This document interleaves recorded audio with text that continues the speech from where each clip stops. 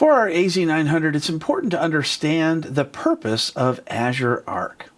Now, there's many different ways of explaining what Azure Arc does, but simply, it's just a way to manage servers that are on premises in the Azure cloud, but also in other clouds, such as Amazon Web Services and Google. It will also install on Azure Kubernetes clusters. To get Arc on a server, we need to install a small agent on the server, and it reports all kinds of information back to Azure, where we can monitor it and control our servers remotely. I'm in Azure Arc simply by doing a search for it at the top, and here you can see the overview for Azure Arc, and I want to add resources into it. I have multiple different options. I can either add a server that's on premises or in the cloud. I can add to a Kubernetes cluster, VMware, System Center, or Azure Local.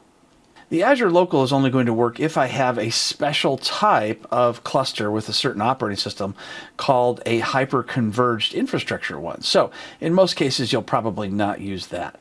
I'm going to choose to add a machine. Now I have the option to add a single server, multiple servers, add Windows Server with installer, or add server from AWS. For the single server, I can either choose the script, which I can download, or I can download an installer. I'm going to download an installer. I've got my Arc setup downloaded, so I'll go ahead and double-click to install. Installation usually takes about a minute, and then we'll start seeing communication between this device and the Azure portal. I'll go ahead and click Next. I'm going to sign in to Azure. And now I can click Next. I'm going to log into my Active Directory tenant. Then I'll choose my subscription.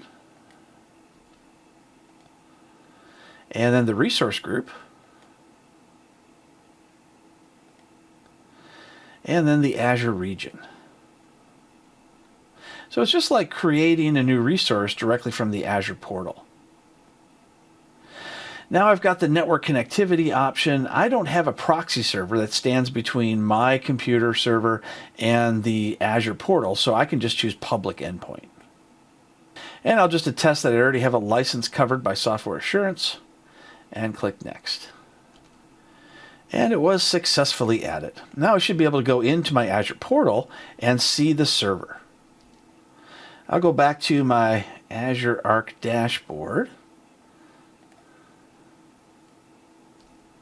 And there you can see my Windows 2025 server. You can see there's lots of different things that we can do with monitoring and managing our server.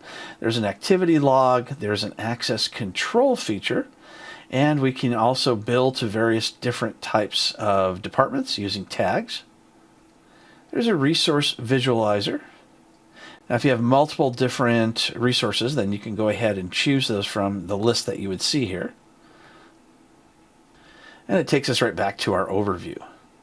There's many different settings that we can go ahead and use, such as connect as well as security. We can also lock the resource to make sure it cannot be deleted just by clicking the Add button. And we can also monitor. It takes a little bit of time for everything to show up once you've added a new resource, such as a new server, but once it does, you'll be able to make all different kinds of changes, as well as monitor and review the logs. Azure Arc is an AZ-900 objective, so you should definitely have a high-level view of what it does.